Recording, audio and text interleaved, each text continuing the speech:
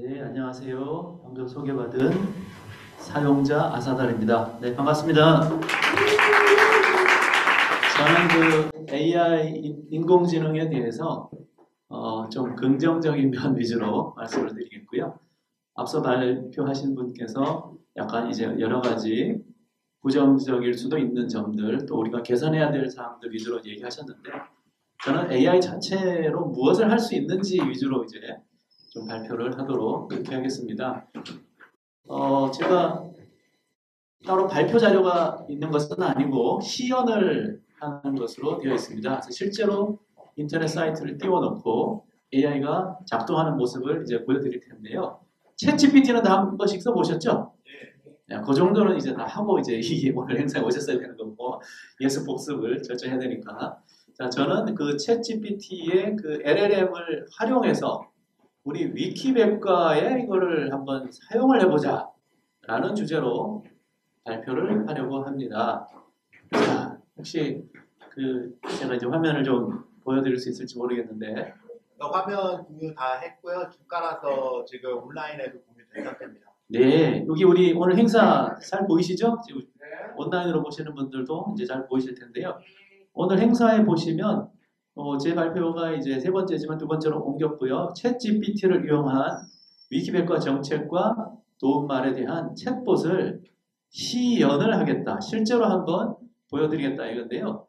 현재 아직 이게 우리 위키백과 커뮤니티에서 통과된 정책도 아니고 뭐 토론을 시작한 적도 없기 때문에 위키백과에 붙일 수가 없었습니다. 그래서 제가 제가 이제 다니는 회사에 있는 서버에다가 일단은 세팅을 해가지고 작동하는지를 봤고요. 나중에 이제 위키백과에서 이게 통과가 된다면 당연히 위키백과에 붙일 건데요. 제가 한번 보여드리겠습니다. 자, 여기 채팅창이 좀 떴습니다. 여기다가 채팅창이 떴죠? 이 날아온 시스템이라는 건 이제 신경 쓰지 마세요. 이거는 지금 개발하는 회사 이름이니까. 자, 여기가 나중에 이제 위키백과로 바뀐다고 보시면 되겠고요. 여기다가 한번 써보겠습니다. 자, 뭘 물어볼까요? 인간은 항상 무엇을 질문해야 될지를 고민합니다. AI 시대에.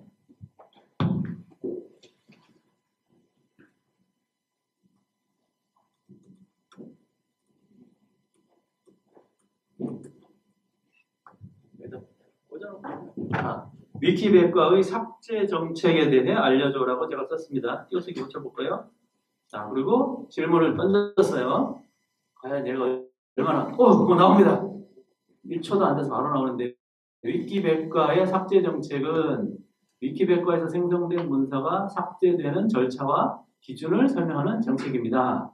삭제 권한이라든지 절차, 토론, 빠른 삭제, 뭐 이런 게 다 나옵니다. 예. 그 다음에 빠른 삭제는 또 뭐지? 한번 물어보겠습니다.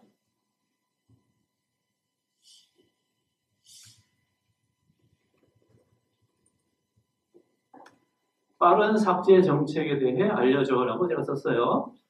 빠른 삭제 정책은 삭제 신청하고 기준하고 이의 제기하고 관리자 권한 뭐 어쩌고저쩌고 2024년 4월에 한국 위키백과에 도입된 정책이 맞나요? 이게 빠른 삭제 정책이? 그게 맞아요? 네, 그래서 이게 지금 잘 나오고 있어요. 그러면 내가 위키백과에 뭐 문서를 좀 등록을 하고 싶어, 그죠?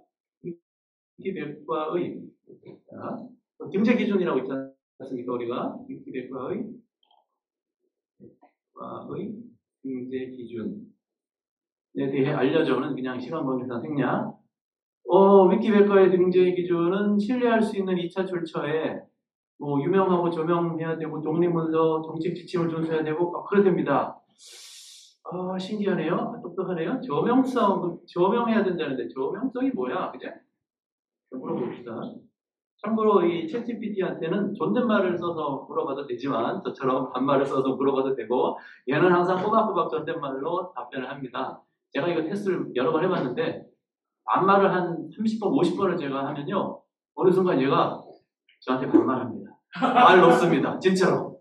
그래서 무슨 사귀는 것처럼 그래서 내가 야 나는 반말을 해도 너는 존댓말 해야지 하면 다시 죄송합니다 하고 존댓말을 바꿔요. 신기하게도. 그런 기능이 있는데 어쨌든 조명성은 뭐 이런 거라고 합니다. 자, 그 다음에 우리 뭐 정책 중에 또 뭐가 있을까요? 뭐 관리자, 우리 관리자, 그죠? 관리자 선출, 그치, 선출 기준과 절차.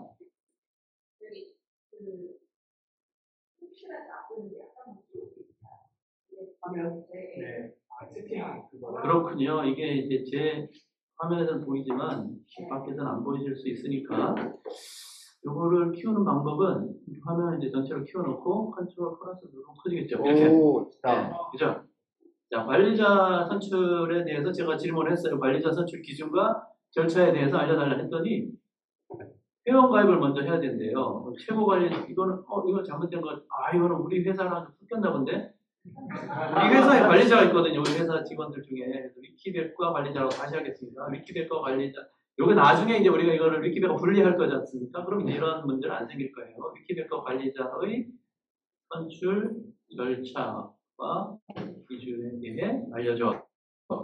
이렇게 하면은 이제 위키백과인 걸 아니까 나옵니다. 후보자 추천부터 해가지고 뭐 어쩌고저쩌고 막 나오는데 위키백과는 후보자 추천을 먼저 받아야 되고 커뮤니티에서 토론을 하고 투표를 하고 결정을 하고 그다음에 기존 기여 중립 커뮤니케이션 능력 책임감 뭐 등등 그다음에 위키백과 관리자는 자원봉사자로서 금전적 보상을 받지 않고 이건 내가 또 숙제에 있는 말인데 자 여러 가지 문서를 얘가 짜집게 해가지고 이렇게 답을 주고 있습니다. 예.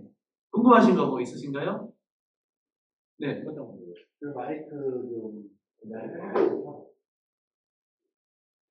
저는 이제 프로그래머로서 이런 언어 모델을 좀 많이 사용하게 되는데 네. 이제 프로그래밍을 할 때 어떤 기술이 적용된 예제 코드를 보게 되면은 이 예제 코드에 대한 신뢰할 수 있는 출처 자료가 필요를 해요. 네. 이제 대부분의 언어 모델에서는 이러한 출처에 대한 명시를 좀 가리는 편이 있거든요.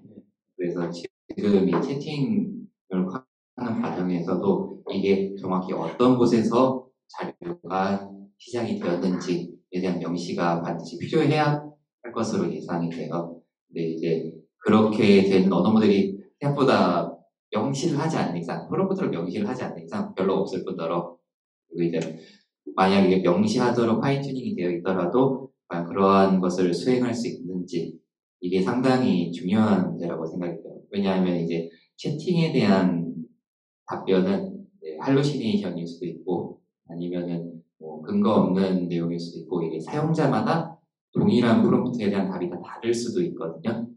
지금 이제 위키백과 관리자의 설치 절차와 기준에 대해 알려줘 할 때 동일한 출처에서 가져왔어야 할 텐데 왜냐하면 명시되어 있는 문서이 되니까 그런 것들을 고려를 해야만 이러한 채팅 시스템이 위키백과의 도우미로서 어시스턴트로서 사용할 수 있지 않을까 싶어요. 네, 이런 것들을 하려면은 어떤 노력이라고 해야 될까요?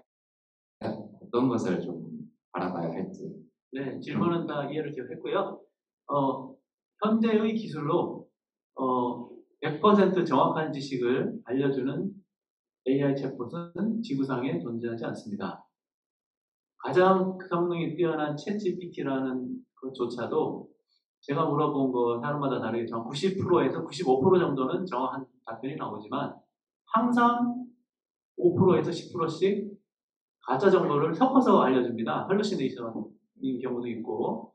근데 이제 이걸 줄이는 노력을 하다 보면 틀린 정보가 1%로 줄어들고 0.1%로 줄어드는데 어떻게 줄어드냐 하면 범위를 좁히고 딱 포커싱해서 거기에 대해서만 학습을 시켜서 그거에 대해서만 질문하면 거의 99.9%의 정확성으로 답변을 잘 합니다. 그래서 지금 제가 위키백과에 대해서 학습을 시키고 그거에 대해서 질문 답변을 했을 때는 99% 이상 정확한 답변이 나오는 것 같아요.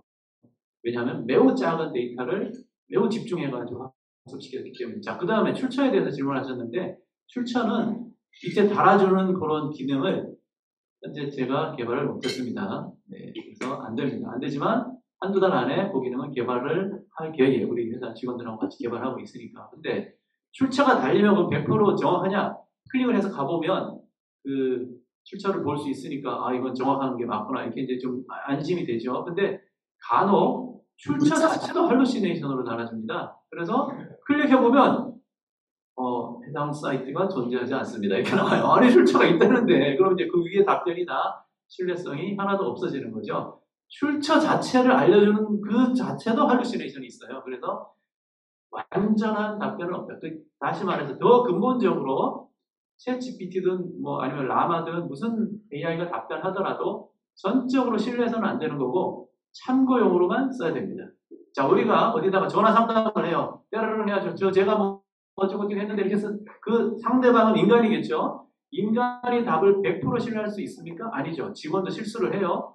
실수의 확률이 매우 낮을 뿐이죠. 지금은 인간의 실수는 매우 낮고 그 다음에 이 AI의 실수는 높기 때문에 우리가 AI를 실수할 수 없다 이러지만 이번에 이제 시간이 가면서 성능이 개선이 돼서 그 확률은 계속 떨어질 겁니다. 그러나 0이 되지는 않을 거예요. 영원히 안 될 겁니다. 그 이유는 이제 아까 앞에서 잘 말씀해 주셨지만 이것은 확률 통계에 기반해 가지고 가장 그럴듯한 답변을 해주는 놈이지 정답을 알려주는 기계는 아니거든요. 그래서 이거는 인공지능인 한 행성형 인공지능인 한 절대 해결될 수 없는 본질적인 문제이다. 그냥 그러려니 하고 우리가 그냥 넘어가야 된다. 이렇게 생각합니다. 네. 네. 그러면 네. 예.